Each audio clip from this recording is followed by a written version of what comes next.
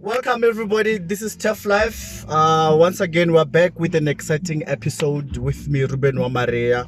We're in the month of September, which in South Africa, others would like to call it a Heritage Month. Which also, the month, South Africa, those who love reading the most, they're celebrating the National Book Week. Which is why today we are having this very special guest. I want to call you special. Maybe for the first time. I just feel like calling you special. Okay. But then today we're having one of the young minds, one of the brains, accomplished author, best-selling author. He's the author of a book called Success Comes in 7 Pieces. Probably I had come here only booking with, but then we'll talk about that. Today, guys, we have Mr. Moses Mashwahla Moreroa, who will be talking to us about the importance of reading and giving tips to those who would like to start this journey of authorship, and also tell us more. Why is reading important in our lives? Mr. Moses Moreroa, thank you so much for making time and honoring the interview. I'm trying to reduce the background music here. It's a Thursday. I understand why you would want to play such a song, but then I guess there's some magic coming up with it. Otherwise, thank you so much for pulling through. It's a busy day. You've been good? Yeah, man. I'm wonderful, and thanks for having me. Second time now, hope allowed to do this, but anyway. Finally, I'm here. You didn't come through my PA. That's why. Proper channels, I didn't get the message. Yeah, no. Like the PA doesn't really send the message like the way it's supposed to. But anyway, thank you so much, bro. Thank you so much. And like I said, it's September. We're also celebrating the month of actually it's Heritage Month, and also celebrating National Book Week. Oh goodness. Yes, yeah. It's Book Week. You are an author, right? Mm-hmm. But then firstly, I want us to get to know you better. For those who don't know you, or who's Moses Moreroa? All right. Nna ke nna Mashwahla marung ke imperial setsi ke mulikana ja patapethabe ba rena maisha go tlabinela ke mane ke imperial moraswi ka sefane ke nna ga Moreroa re melomo ya batho ba rena nke be se ka melato ngabe se ka rena melato le be le ta re ra ka eng Moses Moreroa a young man from where but it's got instead of a young mind, so a young man from where so I'd say I'm simply Moses Moreroa. Mashwahla is my other name. When you go to the village of Sowasha Mamabulo and you say Moses Moreroa, they are completely lost. Just say Dimakacho. That's my childhood name.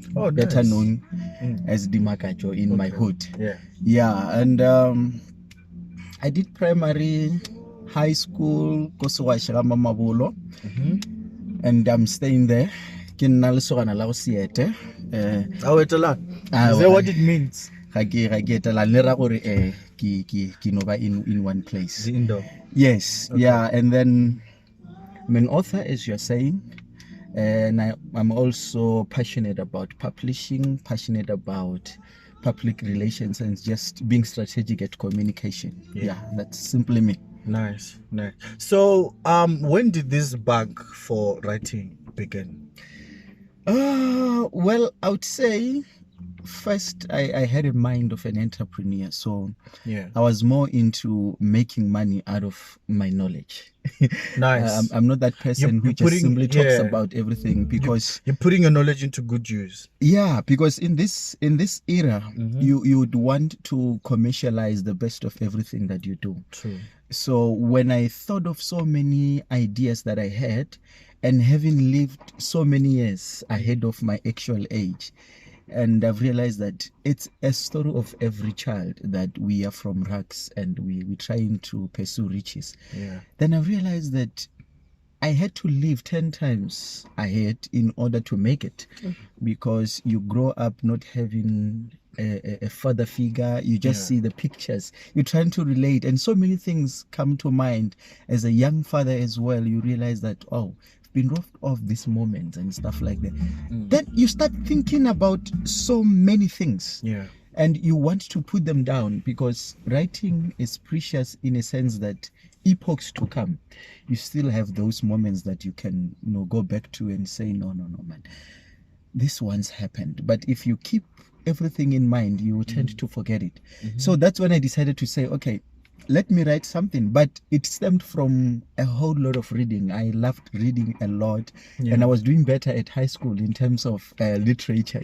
Nice. Yeah, I would get totals. Yeah, because I read the Shakespeare poetry. I would do all of these things that were around me. I would, they called me Mr. Textbook because I reproduce textbook as it is in assignments, in everything, because I always read ahead. Yeah. In accounting, I would get totals. In business essays, in economic essays, because I knew all of these things. And when I had a gap year in 2009, I matriculated in 2008. I did not have even a single knowledge about going to varsity to pursue your studies. Then I went to Limpopo Computer College to do computer studies. And then the principal there was amazed at how I would get totals in every essay, in every writing. Then he thought I copied everything or I crammed without understanding. So he decided to test me, to test my knowledge. And he asked me all of those things. And I answered. And he was like, wow, I thought you were just cramming and passing and stuff. You are just an information giant. Nice. And that's where I loved this term, because he would call me information giant whenever he came to class. Okay. And I adopted that, and I started a company called Information Giants. Nice. And then I called everyone in the company an information giant. The people that I recruited, we went to do motivation talk at schools and everywhere. And that I tried to keep up to that nickname. Because that word on that name on its own carried a certain weight. To say that if I call you an information giant, it means you can never disappoint. I've got to know everything. Almost everything. So people would ask me everything else. And I had to read more than 3 books a day, every day, so that indeed I'm an information giant. And I read across various fields. I did not say, okay, I'm into media and communication, let me focus on that. No, I read a whole lot of stuff in science, a whole lot of stuff in geography, in mathematics. Believe me, I will even read numbers in maths. Not even knowing. I would ask. You're not making calculations, you're reading numbers. I will be reading calculations, to say, but why do they call this an x squared? Yeah. Okay, what is this? What is algometry? What is geometry? What is no. What happened? So I would read a school of thoughts behind everything that exists in writing, in literature. Nice. So that's why I developed love for I also read writing. somewhere where you mentioned that as you said, you are a word, so that on its own instead you stayed in the house and you'd spend a lot of times with your mother, where she could tell folklore stories and all that. Yeah, man. On that note, let me just interject, because I might forget. I'm releasing a book that I transcribed from her teachings, by the fireside. Kamukukuni Renjoya, because really what we call my tissue. My tissue. But like in the evening, but it's not etisha. The proper way we call it my tissue. You are guarding yourself against sleep. That's where they will tell us those folk tales. The tales. By the fireside. Either they are cooking riska fela pele or dijo di butswe re kgone go ja nako ngwe ba pia maraka nako ngwe ba pia stampa sa na go butswa. And they tell us those things. You don't realize the value and the lessons that come from those stuff if you don't think through and try to relate them to what you are going through, and to say, okay, but this happens. Those things, the idioms and stuff. Yes, and I would listen. Now, I wrote everything down as he was talking. She was not aware. So I told her, since I'm a publisher, and you have been telling me stories, now here are the stories. Tell me, do they reflect the things that you were saying? She was like, okay, we're publishing a book about you and the stories that you used to tell. That's great. So, the breaking point where you decided, well, you know what, I want to write a book, because you wrote this book. It's called Success Comes in Seven Colors, and 7 pieces. Where do seven you get the pillars. colors? Oh goodness. 7 pieces. I beg Yes. yours. So tell us about the breaking point where you decided, you know what, I want to put up this book as my first. How was the journey? When going to motivated schools and Yeah. when being invited at community halls to speak, I've realized that people think I'm an overachiever, whereas I think I'm still at the grassroots level, trying to find my passions, trying to unleash my potential, and where I am. There are so many people who looked up to me.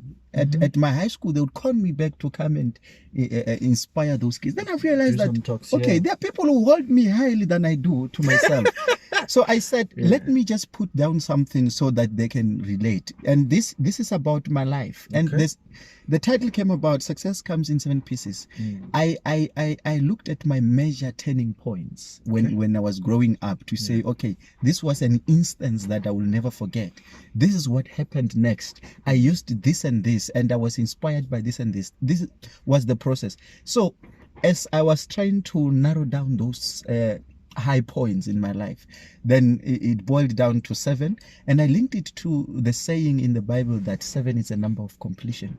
That 7, even if yeah. I were to go and live with the Lord today, Yeah. I would be content that at least I've achieved a whole lot of things in a short space that I never thought I would do. Yeah. So that was the edge to say, you know what, put this down. These people whom when you speak, listen and try to ask questions, how do I do this, really can benefit from this well of experience that you have, even though it's not much. So were you writing a book so that you don't get invitations from schools, so that you just read the book? Oh, the idea was to commercialize my effort, because I realized that, you know, people don't understand that when you don't exchange something with something, sort of a barter trading. When you call me to speak, I would say no, but at least buy my 3 books so that I will speak from my book, and you would be able to give people to say no.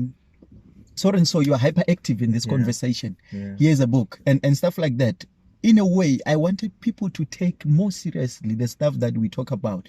People who come to say, we are listening to Moses speak, they would know that, okay, at the end of the day, would have tangible thing, and Moses has got also a tangible thing to show that you need to work hard for what you are preaching, because if you just quote people, then you become a quotation speaker with less experience. But let people then remember you with your own writings. Something, yes. Because obviously with limited time on stage, you can't say everything that you want to say. Exactly. And actually, you don't want to say everything. Yeah, and you don't want to say everything. Because you'd end up, you know, having important message to deliver, but boring people with so much content. So these days, I would just say I'll be talking about the 3rd chapter of my book. How long did it take you to complete this book?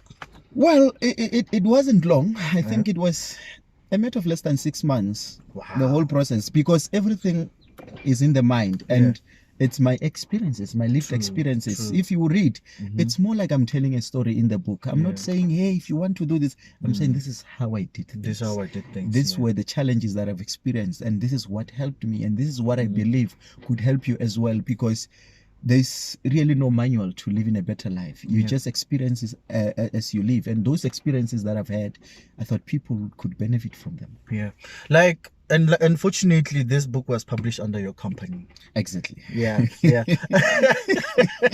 So, how was the reception?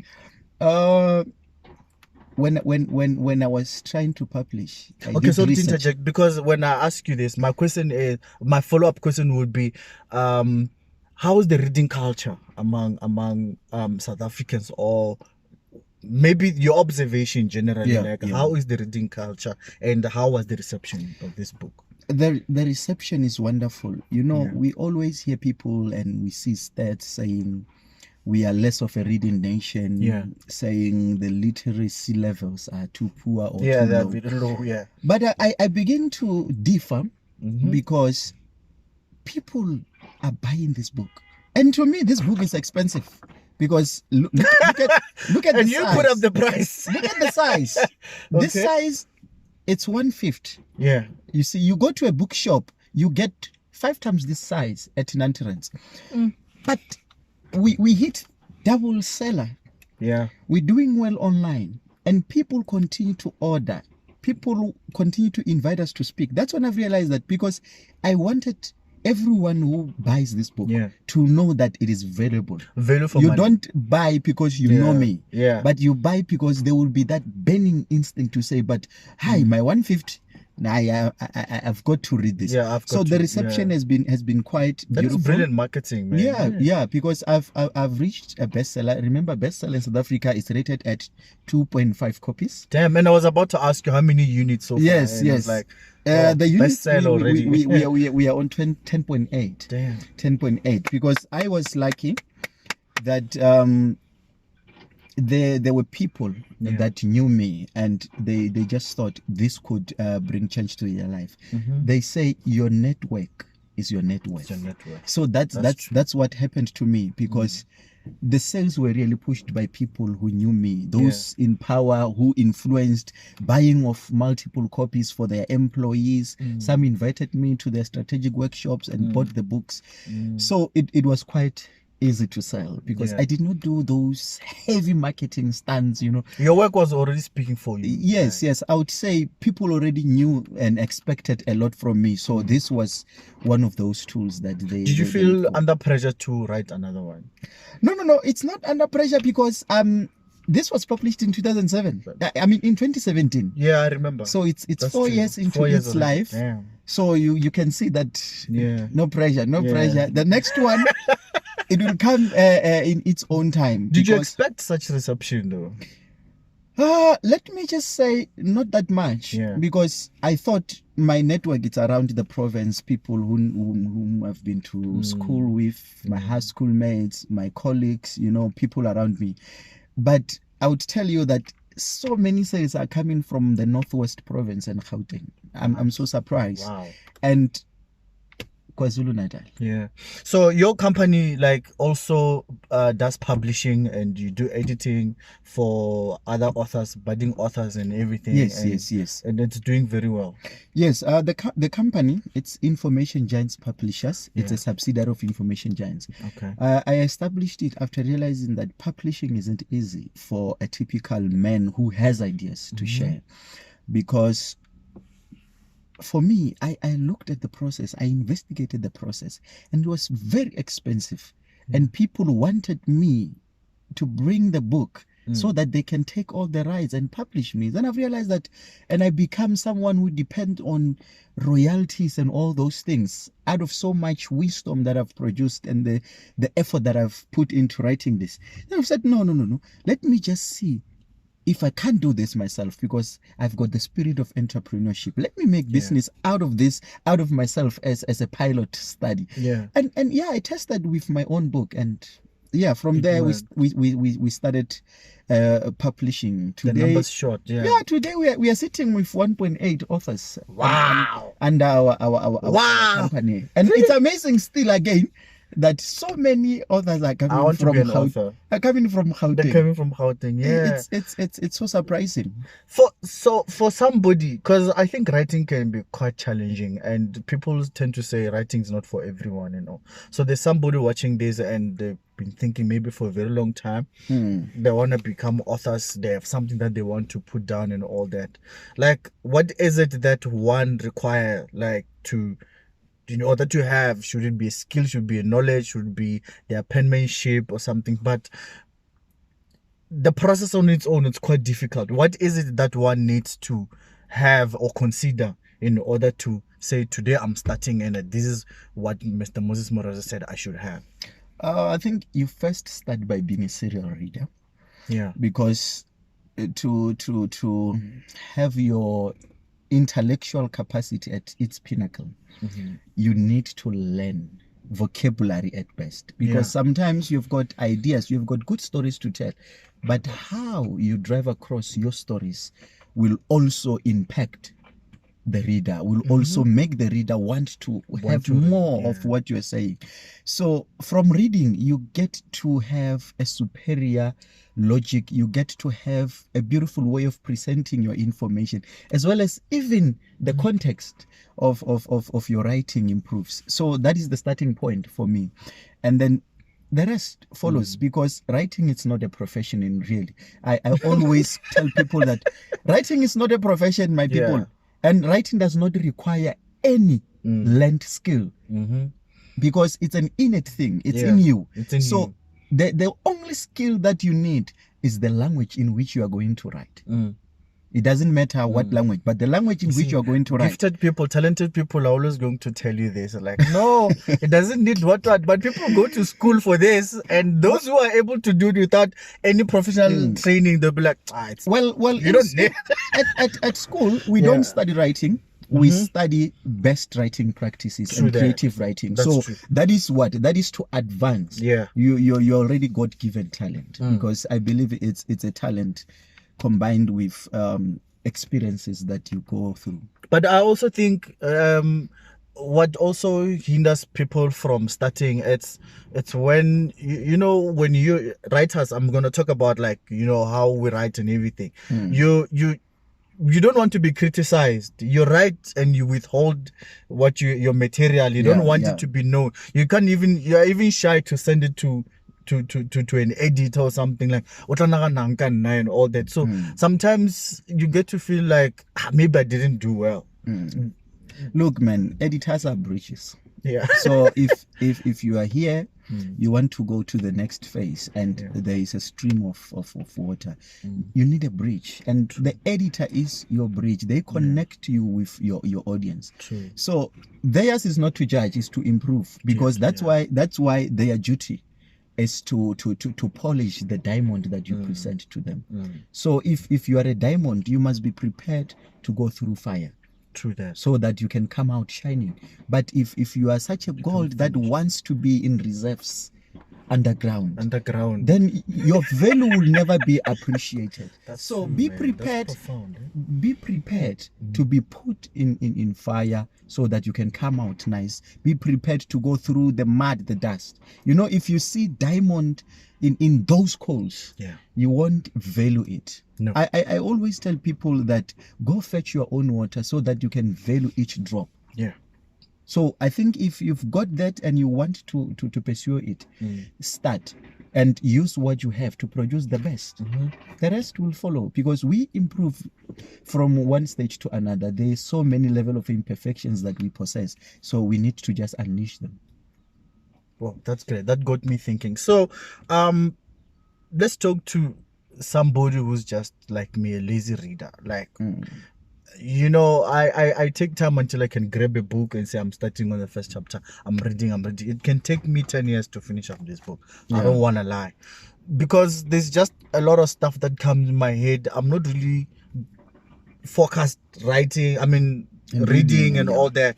I can read within 2 pages. I'm bored. I close. I'm done. You know, I'll check it out. Maybe you know. So let's talk about reading, like, you know, to readers, to those who want to develop this interest in reading, and what is it that one can do in order to read effectively, like, and enjoy reading actually? Man, there are no lazy readers. It's no such, because if you start a book and you drop it, it means the book is not you are not the target. Yeah. Okay. As simple as that. Okay. I guess there are books that you have finished and you read so passionately. You always online. You are reading updates online. You are reading newspapers every day. Yeah. It's because that is the thing that interests you.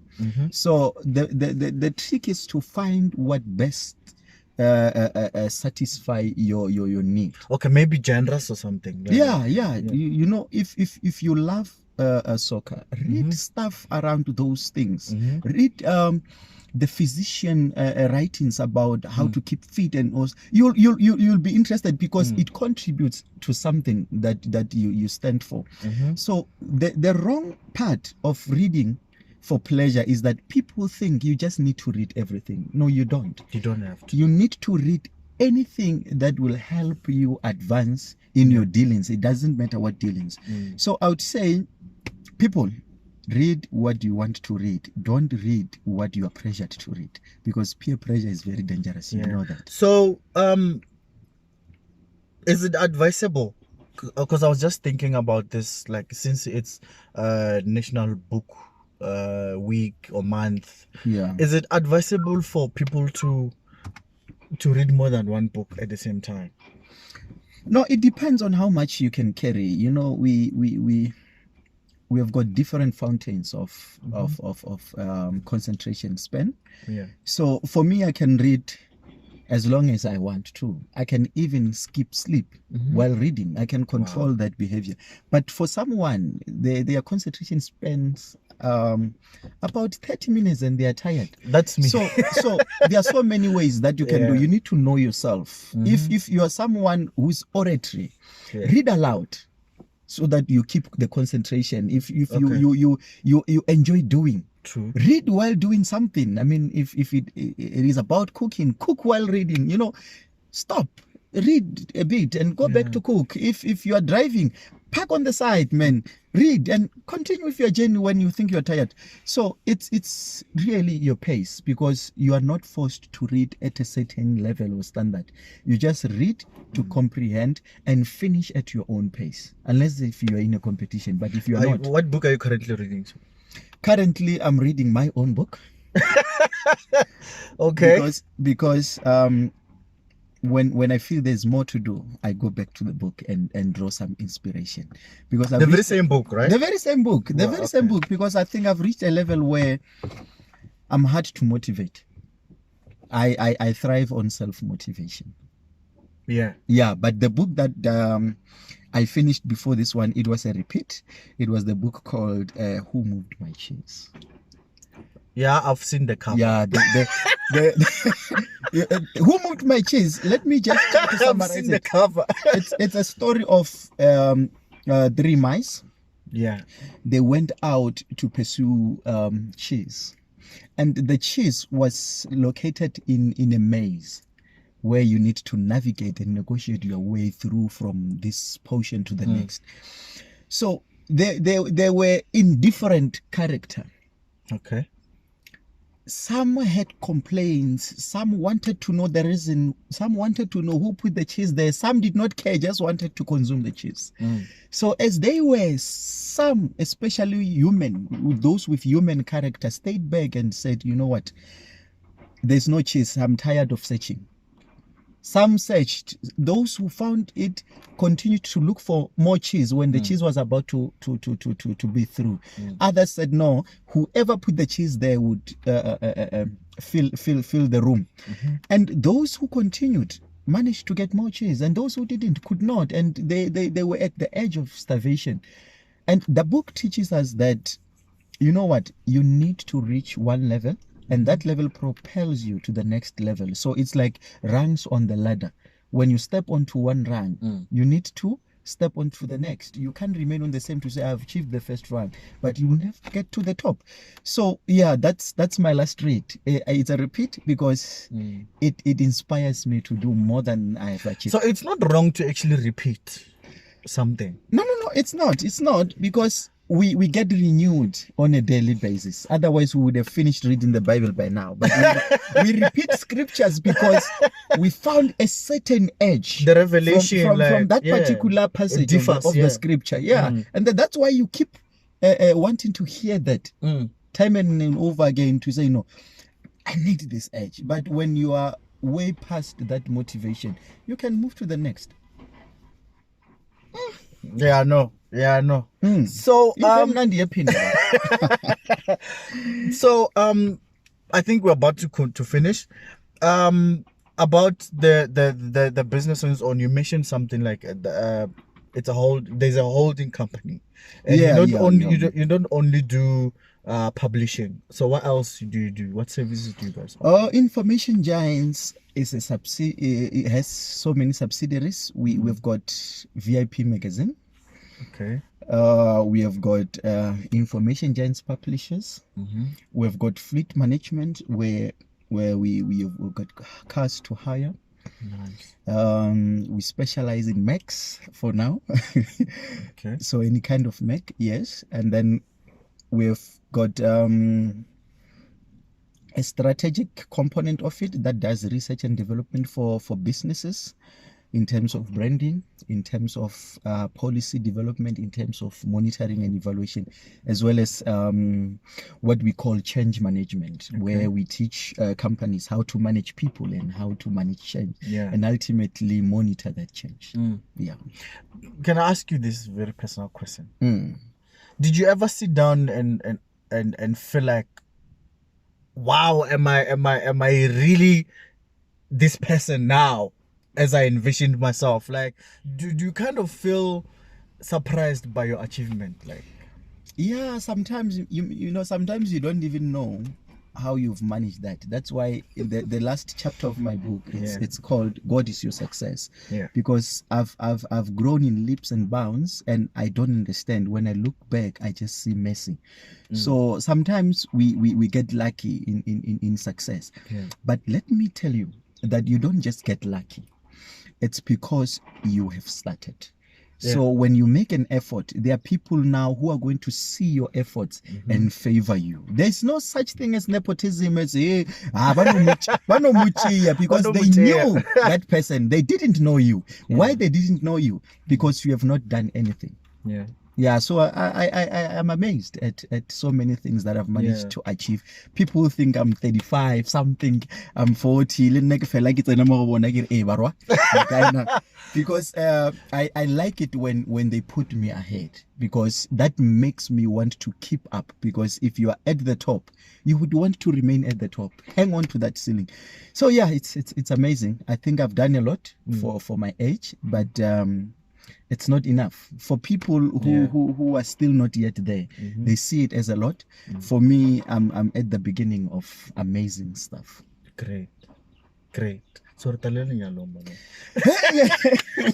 hey, comrade, we can't talk about weddings and invitations. Don't do that. Oh yeah, no. I'm not well versed and immersed in technology, so I wouldn't invite you to that. But I don't believe in marriages. It's okay, but you see now. So, No. Please, what if there's somebody who wants to write a book about marriage and come publish in your house, and you be like, no. We don't publish people because we believe in what they have written. We publish them because we believe in them. Not their content, because people consume different things. Ours is just to sharpen what you want to deliver. That's all. So what is required for one to actually say, you know what, I want to come in and you guys haven't published my book? What are the steps there? You just need to write, man. If you write and you feel like I'm done writing, talk to us. Then we will look at your work and see what more needs to be done. If you need to do a little bit more of writing, we will tell you. If it's enough, we will tell you. If you need to add certain aspects just to link, to have that flow, to have that beautiful message put across, we will tell you. So it begins with writing and finish writing, and then from there we'll see. So we can't be taking prices now? No, prices depend on the volume of your manuscript, depend on the nature of the script, because some people's work need illustrations, need a different typesetting, and there are so many technicalities that go into publishing. So it depends on that. So the starting point, it's your manuscript, your completed manuscript. So how can people get hold of you? Moses Moreroa. You just Google me, man. I'm available on Google. That's what you told me earlier. Yeah, when you say send me what I say, Google me, man. Yeah, because if you want to know about me, we deal with communication, so we accessible online. But Moses Moreroa everywhere. You'll find our WhatsApp details. My foundation's website, it's mosesmoreroa.com. Visit there and then you'll find everything. There's a slot where you can request for donations, you can request for anything. You just fill the form, it gets to us, then we'll keep in touch. Thank you so much for making time. I couldn't waste much of your time further. All in all, it's just about encouraging people to read, and they get to know about, you know, the the fun that you guys are having in writing. Hopefully, Lena will be inspired to write and motivated to read more and more and more. I've stashed so many books, and Yeah. hopefully from today, then I'm going to carry something with me to go and read and read and read. Thank you so much for making time. Guys, please go and get this book. It's called Success Comes in 7 Pieces. 7, it's a number of completion, so you will be complete after reading this. I'm coming up with Opening Secrets. It's my next book. Yeah. A very dangerous book, so you better be prepared. Why are you calling it dangerous? It's very dangerous because you would either praise or blame yourself. You won't be the same after reading that book. It doesn't matter at what stage in life you are, you'll just be, you know, gobsmacked. Man, thank you so much. This is how we wrap it up. It's Tough Life on YouTube. Please contact, like, subscribe, comment. Let's engage on this. Thank you.